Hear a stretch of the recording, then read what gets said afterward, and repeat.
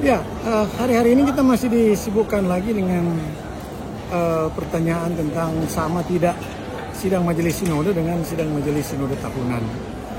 Sebenarnya jawaban ini sudah ada di dalam tata gereja itu sendiri, terutama di tata dasar pasal 16 dan 17. Di pasal 16 itu didefinisikan siapa yang dimaksud dengan majelis sinode.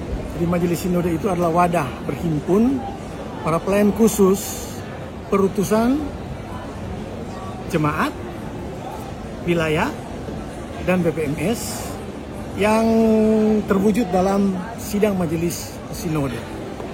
Nah, kemudian dalam pasal 17 dijelaskan apa itu persidangan majelis sinode sebagai persidangan anggota majelis sinode yang merupakan tempat pengambilan keputusan tertinggi. Jadi sidang majelis sinode itu adalah persidangan dari anggota majelis sinode.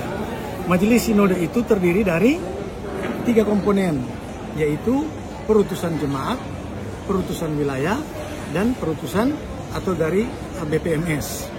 Nah, 3 komponen ini merupakan satu kesatuan.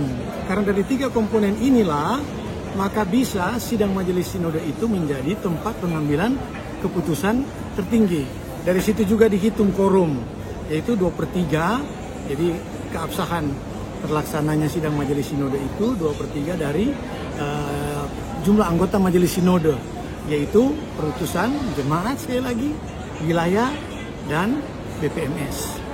Nah, dengan begitu sebenarnya jelas bahwa beda dibandingkan dengan apa yang dikatakan sebagai sidang majelis sinode tahunan. Sidang majelis sinode tahunan itu hanya mencakup 2 komponen, komponen wilayah dan komponen BPMS, dan dia tidak mencakup komponen jemaat. Nah, mana mungkin kalau kita bandingkan, ya, sebagai tempat pengambilan keputusan tertinggi, yaitu dia harus mencakup komponen jemaat. Tidak mungkin tidak, karena komponen ini merupakan komponen utama. Di pasal 16 saja, komponen jemaat ini atau perutusan jemaat ini disebutkan paling pertama. Mengapa demikian? Ya karena gereja ini masih melanjutkan tradisi Calvin, di mana gereja adalah jemaat. Dan jemaat itu adalah, masih menurut Calvin, tempat di mana firman Tuhan diberitakan dan sakramen-sakramen dilayankan. Dan memang benar. Kalau kita melihat peribadatan kita, ibadah hari Minggu itu bukan di sinode, bukan di wilayah, tapi di mana? Di jemaat setiap hari Minggu. Juga kalau kita melihat pelayanan sakramen, baptisan, sakramen perjamuan kudus, ada di mana? Ada di jemaat, tidak ada di wilayah, tidak ada di sinode. Keanggotaan gereja juga ada di mana? Ada di jemaat, bukan di wilayah, bukan di sinode. Malah diaken dan penatua dipilih di mana? Dipilih di kolom, dipilih di jemaat. Begitu juga dengan penatua dipra. Nanti dari situ baru dia boleh menjadi penatua di tingkat wilayah dan seterusnya. Oleh karena itu jemaat ada di paling atas. Dan itulah peraturan pertama setelah tata dasar adalah peraturan tentang jemaat. Oleh karena itu apapun yang mau disebutkan pengambilan keputusan tertinggi tidak mungkin tidak melibatkan komponen jemaat ini. Oleh karena itu, sidang majelis sinode sebagai persidangan anggota majelis sinode adalah persidangan yang melibatkan 3 komponen ini. Urusan jemaat, wilayah, dan BPMS. Nah, nanti di kemudian, di dalam peraturan tentang sinode, kita menemukan aturan yang mengatur tentang adanya sidang majelis sinode tahunan. Tapi jelas dibedakan. Karena dia tidak mencakup 3 komponen ini, hanya 2 komponen. Dan itu bisa dilihat di dalam tugas-tugas.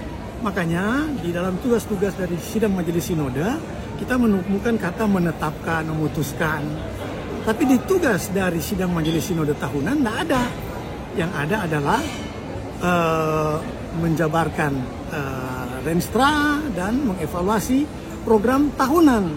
Jadi dibatasi memang fungsinya. Karena apa? Karena dia tidak bisa mencakup quorum pengambilan keputusan yang sama dengan apa yang dicakup oleh sidang majelis sinode yang melibatkan 3 komponen, perutusan jemaat, wilayah, dan BPMS. Sementara sidang majelis sinode tahunan hanya mencakup dua komponen. Dan kalau dibandingkan dari jumlah, ya dari ribuan jemaat itu, semua perutusan mereka terwakili dalam sidang majelis sinode.